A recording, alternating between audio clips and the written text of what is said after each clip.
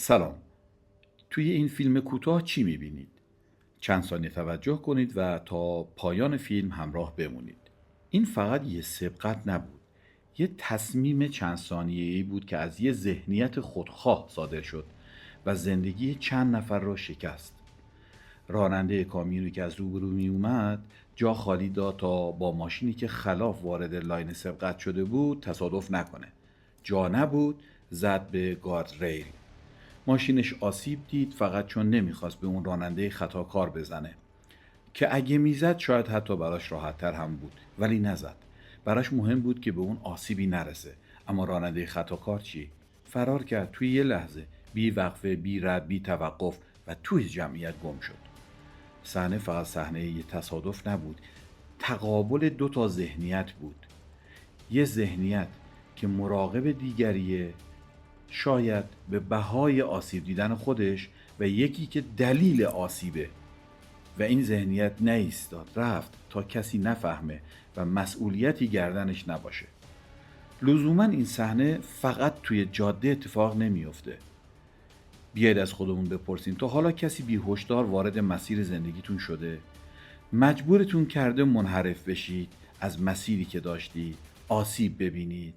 یا شاید خود شما آیا شده ناآگاه وارد زندگی کسی بشید، آسیبی بزنید، جوری که بعدش هیچ کس حتی نفهمه کی بودین، از کجا اومدین و منشأ اون آسیب از سمت کی بود؟ اون راننده‌ای که آسیب دید بعد از این شاید دیگه مثل قبل اعتماد نکنه، شاید دیگه به کسی فرصت نده، و اون که فرار کرد حتی اگه هیچ وقت شناخته نشه، با چه حالی میتونه به رانندگی یا به زندگی ادامه بده؟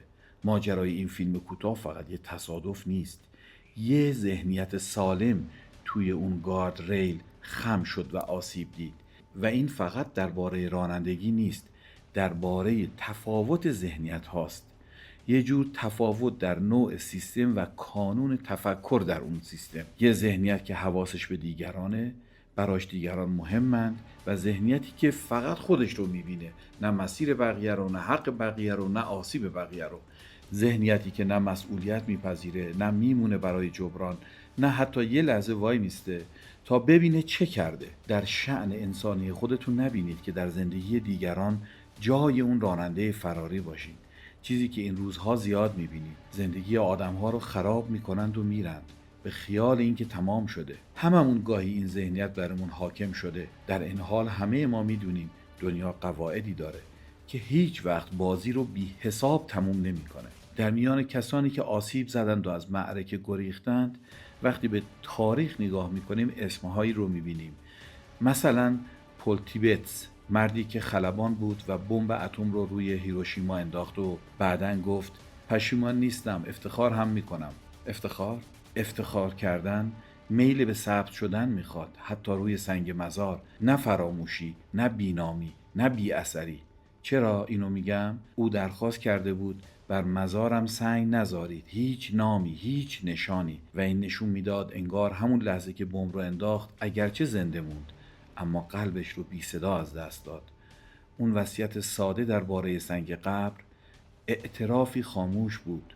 او میخواست مثل قربانیانش بی نشان بره، بی صدا دفن بشه. او بمب رو فقط روی آدمها نینداخته بود، اون رو روی خودش و انسانیت خودش انداخته بود، تا جایی که تا آخر عمر حتی نگاه کردن به عکس اون روز رو تاب نیاورد. و اون خلبان دیگه، چارلز سوینی، خلبانی که روی ناگازاکی بمب انداخت، وقتی ازش پرسیدن چه تجربه‌ای داری، گفت من مأمور بودم، نه صاحب نظر. ولی کیه که جان آدم‌ها رو بگیره و بتونه ادعا کنه هیچ اختیار و نظری نداره؟ سوینی سالهای آخر عمرش رو بیشتر در کلیسا گذروند، نه برای قهرمان بودن، برای فهمیدن یه چیز دیگه: آیا میشه بخشیده شد یا نه؟ و این قصه بمباران نبود، قصه ذهنیه که میزنه و وای نمیسته ببینه چه کرده. در این حال همیشه یه فرصت هست که نریم، بمونیم و بفهمیم چه کردیم. ما اگه وایسیم و بفهمیم چه کرده ایم، دوباره انسان بودنمون رو